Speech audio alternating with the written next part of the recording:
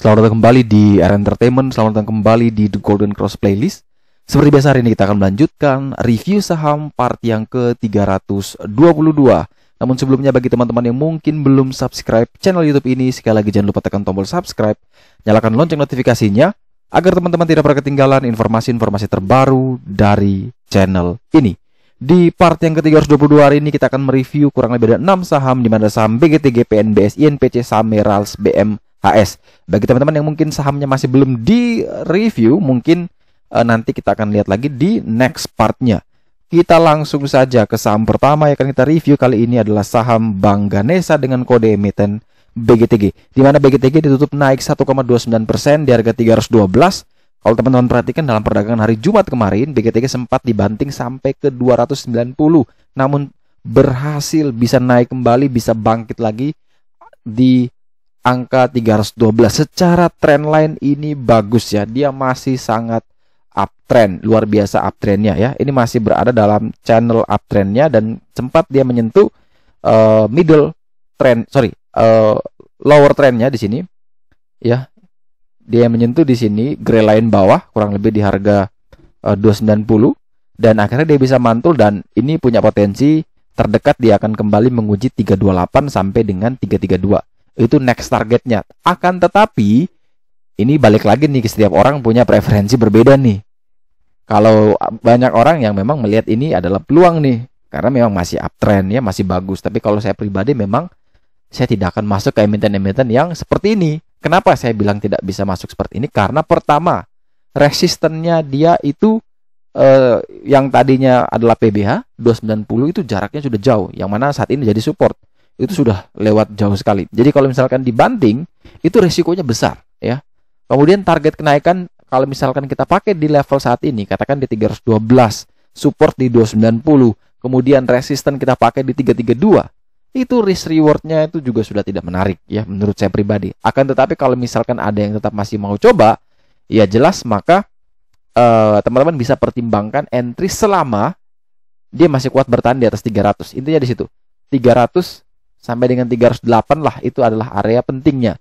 Karena di sini juga ada area gold line 308 dan itu berhasil ditembus. Sehingga kalau teman-teman yang mau beli, ya selama dia masih kuat bertahan di 300, ya sebenarnya BGTG sah-sah saja, masih aman karena masih dalam channel uptrendnya. Akan tetapi kalau jebol di bawah 300, apalagi di bawah 290, maka jelas itu adalah satu level rawan yang mana punya potensi terus bisa lanjutkan penurunan ke 242 bahkan sampai ke 136. Jadi kalau misalkan yang mau membeli, silakan atur money management, risk manajemennya diatur masing-masing, karena jelas di sini menurut saya pribadi memang risk rewardnya sudah tidak menarik. Bagaimana kalau kita lihat dari broker summary? Kalau kita lihat dari broker summary, memang di sini masih sangat menarik ya. Kalau saya pribadi dari broker summary masih sangat menarik dan mungkin masih ada kesempatan masih bisa naik ya untuk di taking profit. Tapi kalau secara teknikal, saya sendiri sudah tidak nyaman dengan kalau harganya sudah naik seperti ini. Tapi kalau mau coba-coba silakan ya. Mungkin lebih dekat lagi 308 sampai dengan 312 itu adalah area beli yang menarik. Di bawah 300 cut loss dulu. Target ke 328 sampai dengan 332. Selanjutnya kita punya saham PNBS, di mana Bank Panin Dubai Syariah ini ditutup turun tipis 0,67% di harga 150. Kalau teman-teman perhatikan dalam pergerakan kemarin dia sempat naik sampai 157, namun dibanting 148, closingnya di 150. Nilai turnovernya 36 miliar, sangat besar. Kalau kita lihat dari broker summary, menurut saya pribadi broker summary-nya sebenarnya menarik, akan tetapi dari level teknikal masih belum menjadi satu level yang menarik buat saya untuk entry. Kenapa? Karena di sini indikator The Golden Cross masih menunjukkan high risk, dan risk reward antara harga saat ini menuju support dan resisten itu juga menurut saya hampir lebih besar resikonya ya. Jadi 150 ke 162 itu sebagai target itu cuman kurang lebih 12 poin, tapi dari 150 ke 136 ke supportnya itu kurang lebih ada 14 poin. Jadi ya lebih masih 1:1 lah, dan saya minimal 1:2 baru saya mau ambil. Tapi kalau 1:1 ya jelas masih belum menarik buat saya. Tapi kalau teman-teman katakan bolehlah kak, saya coba-cobalah ambil, siapa tahu dia naik ya hak teman-teman sih. Saya tidak bisa melarang kayak wah harus ikut saya gitu, tidak. Karena saya percaya bahwa setiap orang punya rezeki masing-masing. Walau saya bilang ini jelek, ini semua tidak bagus, tapi kalau waktu dia itu rezekinya teman-teman, ya pasti dia naik juga. Makanya saya bilang selain kita punya kemampuan untuk bisa memprediksi arah market, ya paling tidak adalah yang namanya rezeki, yang itu pasti sudah dititipkan mungkin lewat saham, ya kan. Kemarin juga ada salah satu member dari The Golden Cross luar biasa, bisa profit 75% dan bisa buka cabang, tuh luar biasa tuh. Mungkin kapan-kapan kita bisa interview di channel YouTube ini. Semoga beliau mau ya. Jadi rezeki orang tuh berbeda-beda. Kadang kita merasa bahwa kita nggak mungkin dapat sebanyak itu, tapi kalau ketika sudah dikasih ya dikasih dengan cara apapun, lewat media apapun ya. Kalau memang udah waktunya dikasih rezeki sebanyak itu, ya pasti akan dikasih. Tapi kalau kita berbicara soal data, soal biasanya yang saya alami ya, kalau model seperti ini, ya mending kita sabar dulu nih. Antara kita mau menunggu dia lebih dekat dengan PBL, atau ya menunggu sekalian dia breakout. Tapi kalau masih ada yang mau ngotot, saya cuma bisa bantu. Di sini ada support terdekat di 144 ya. Itu support terdekat, dan ada resisten terdekat di 151, 152. Jadi kalau breakout di 151, maka ya silakan pertimbangkan buy di sana, TP di 162. Boleh. Tapi kalau ternyata dia tidak bisa breakout di 151, 152, ya sudah mending tunggu sekalian. Kalau misalkan dia bisa kuat bertahan di 144 nih. Kalau 144 bisa kuat bertahan, ya silakan buy. Kalau jebol ya cut loss 141, 142. Target kembali ke 162. Akan tetapi kalau 144 juga jebol, ya sudah tunggu sekalian di 136.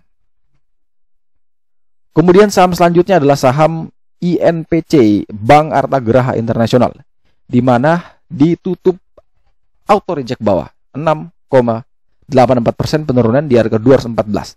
Dan ini setelah mengalami kenaikan yang cukup tinggi ya, full body candle, bullish Marubosu candle, dan akhirnya setelah itu dibanting ARB. ARB ini kayaknya ARB yang kedua ya, itu sakit ya kalau yang ambil di pucuk ya. Makanya gini, banyak hampir semua komen di channel saya ya terakhir ini rata-rata ingin saham-saham yang sudah terbang tinggi. Contoh tadi saya baca juga kalau tidak salah agro. Kenapa agro tiba-tiba dibanting, turunnya cukup dalam? Saya pasti akan selalu balik bertanya, sebenarnya itu turun dalam atau kita yang belinya ketinggian? Itu yang jadi pertanyaan nih. Karena kita harus lihat, jangan lihat penurunan satu hari nih. Kita harus lihat agro itu pernah ada satu orang konsultasi, itu kalau tidak salah di bulan lalu itu masih di harga 900. Sekarang sudah di 2000-an. Dan kalau ada yang masih masuk dan ternyata dia koreksi, sebenarnya itu koreksinya ya menurut saya wajar. Dia harus turun dulu mungkin katakan di 2000-an, terus dia bisa rebound lagi ke 3000. Bisa saja terjadi. Tapi kalau kita pas ambil yang di pucuk, ya jelas pasti kita bilang itu turunnya lagi dalam karena kita minus. Biasanya seperti itu. Makanya selalu saya katakan, kenapa sih kita lebih senang cenderung mengejar sesuatu yang sudah terbang tinggi gitu. Hampir semua komen itu selalu menanyakan yang sudah, rata-rata saya cek, wah ini sudah terbang tinggi semua nih. Kenapa ya masih mungkin bisa tulis di kolom komentar ya, kenapa lebih suka kejar emiten yang sudah terbang tinggi gitu daripada mencari yang lebih dekat dengan support, risk rewardnya menarik, tapi bandramuloginya bagus, ini potensi naiknya lebih tinggi, tapi cenderung lebih mencari yang sudah terbang tinggi. Contoh BBKP sudah diinformasikan ulang-ulang, ini bagus, tidak usah takut, invest, buy. Tidak ada yang mau kejar, takut. Cuman beberapa orang, ada segelintir orang saja. Sampai seperti yang sudah saya katakan, ada seorang penonton ya, teman-teman subscriber itu langsung dia chat saya di Telegram. Terima kasih Pak, karena YouTube Bapak saya jadi yakin untuk hold BBKP karena saya sudah nyangkut cukup besar, average di 570-an. Dan saya bilang bagus, tetap prospek jangka panjangnya masih bagus. Kalau niat awal invest ya sudah, kita tetap reason to buyer dijaga. Dan ternyata selang beberapa waktu, mungkin 2 mingguan, dia chat lagi, terima kasih Pak, sudah naik, sudah hijau. Itu di 570 loh. Dan banyak sekali yang baru ambil BBKP. Akhirnya apa? ARB kemarin Saya yakin habis cut loss naik lagi, kejar lagi tuh. Nah, itu yang selalu saya mau coba riset ya. Kenapa ya bisa begitu ya? Kenapa kita lebih suka cenderung lebih berani ketika saham yang sudah terbang tinggi ketimbang yang belum naik? Kenapa ya? Ya memang sebagian besar seorang trader profesional memang pasti akan melihat saham yang sudah confirm terbang tinggi, sudah confirm naik, sudah breakout, kemudian yang nguji retest kembali dan retest itu bisa kuat ya mereka akan entry. Tapi kalau kita yang baru mau mulai, baru terjun, kita yang istilahnya gini, mental kita itu belum kuat, belum siap, tapi kita maksa ngejar terus. Akhirnya apa? Psikologi kita kacau. Saya yakin kacau. Ketika psikologi sudah kacau, kita cuman di otak kita adalah bagaimana saya bisa cuan, bagaimana saya bisa balikan lagi kerugian saya yang kemarin, bagaimana saya bisa balikan kerugian saya yang kemarin, bagaimana saya bisa untung terus biar saya tidak loss, minimal balik modal saya yang sudah hilang kemarin. Akhirnya otak kita seperti itu terus tuh. Kalau otak kita sudah seperti itu terus, maka kita tidak bisa berpikir jernih, hajar aja, beli aja yang penting cuan. Justru apa yang terjadi? Tambah dalam. Kenapa saya bisa bilang gitu? Ya karena saya juga pernah mengalami. Semua yang sampai sekarang ini katakan mungkin teman-teman bisa lihat, wah si Ronaldo hebat banget teknikal, mana ada. Bullshit semua dia, mulai dari ya kegagalan teman-teman saat ini, dari jatuh bangun itu, ya kita belajar dari sana. Memang ketika kita bilang seperti ini, orang pasti tidak akan percaya. Pasti bilang, ah itu tipu. Karena memang mereka belum mengalami.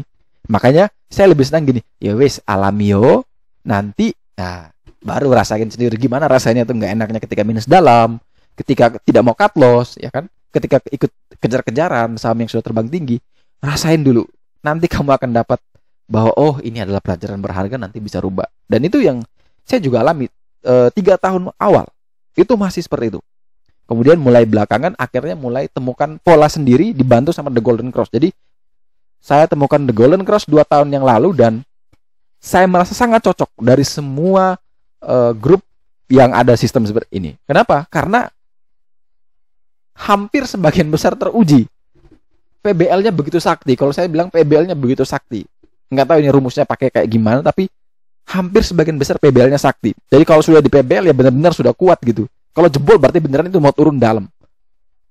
Nah itu makanya saya katakan tools itu membantu kita untuk bisa lebih yakin. Tapi diri kita lah yang menentukan bahwa kita ini sebenarnya bisa atau tidak. Jadi sekali lagi untuk INPC jelas di sini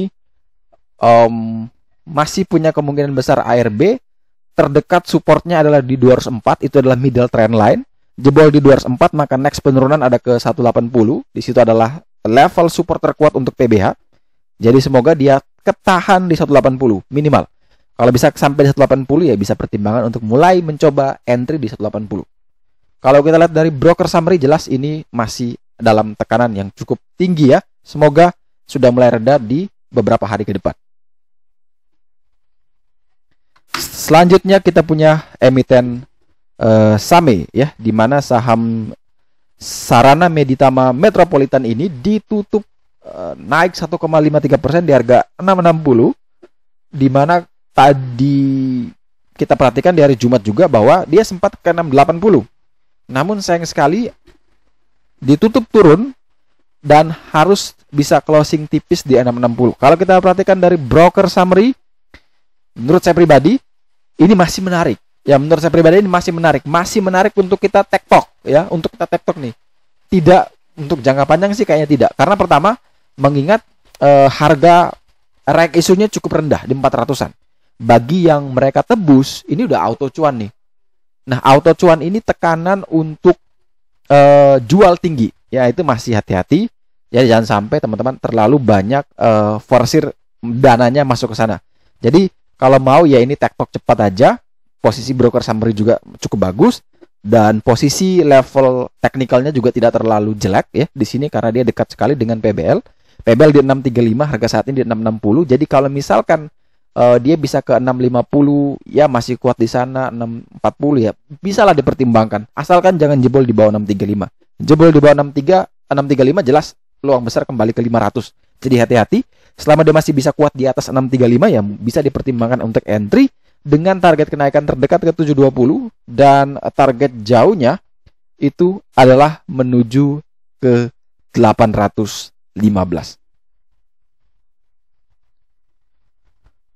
Kemudian saham selanjutnya adalah saham RALS, di mana saham ini ditutup minus 2,37% di harga 620. Di mana kalau teman-teman perhatikan saham Ramayana Lestari Sentosa Tbk ini jebol di bawah level PBH. Ini sudah cukup rawan kalau sudah jebol di PBH. Masih punya potensi terus melanjutkan penurunan dengan next target penurunan adalah ke 580. Itu adalah level PBL-nya ya, 580. Jadi kalau teman-teman yang mau membeli ya saran saya pribadi nih, ya mending sekalian tunggu lagi di 580 sampai 600. Itu mungkin jauh lebih menarik. Akan tetapi kalau misalkan besok bisa breakout, bisa naik lagi menembus 640 ya itu ya silakan buy juga karena itu bisa naik lagi di atas level resisten kuatnya. Kalau kita perhatikan dari broker summary, jelas ini masih belum menarik. Kalau saya pribadi lihatnya masih belum menarik. Tapi kalau dari sisi teknikal ini masih tipis-tipis lah dengan PBH. Jadi breakout PBH buy, tapi kalau tidak mampu breakout ya mending tunggu sekalian aja di 580 sampai dengan area 600.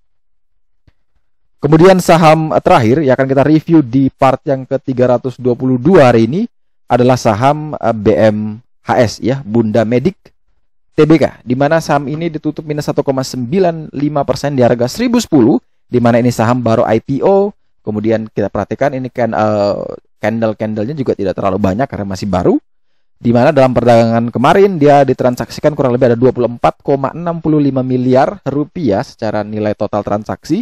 Tapi kalau kita perhatikan dari broker summary, jelas ini saya bilang masih belum menarik sekali. Belum menarik sama sekali ya. Kalau saya pribadi ini masih belum menarik sama sekali dan masih punya potensi bisa terus melanjutkan penurunan. Ini pandangan saya nih, bisa jadi besok dia terbang tinggi, bisa. Karena tidak ada yang sempurna, tidak ada yang bisa memastikan 100% apa yang terjadi besok. Tapi kita hanya bisa belajar dari pengalaman selama kita di market ya. Kebetulan saya juga masuk duluan, jadi saya dari pola-pola yang biasanya saya amati ya, model seperti ini, susunan broker summary seperti itu masih belum memungkinkan dia ada tekanan untuk naik ya. Tapi kalau kita perhatikan teknikal, ya support terkuat di 930.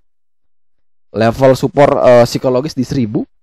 Jadi kalau jebol di bawah 1000 ya mending sekalian tunggu di 930. Tapi kalau 1000 kuat bertahan silakan ambil di sana.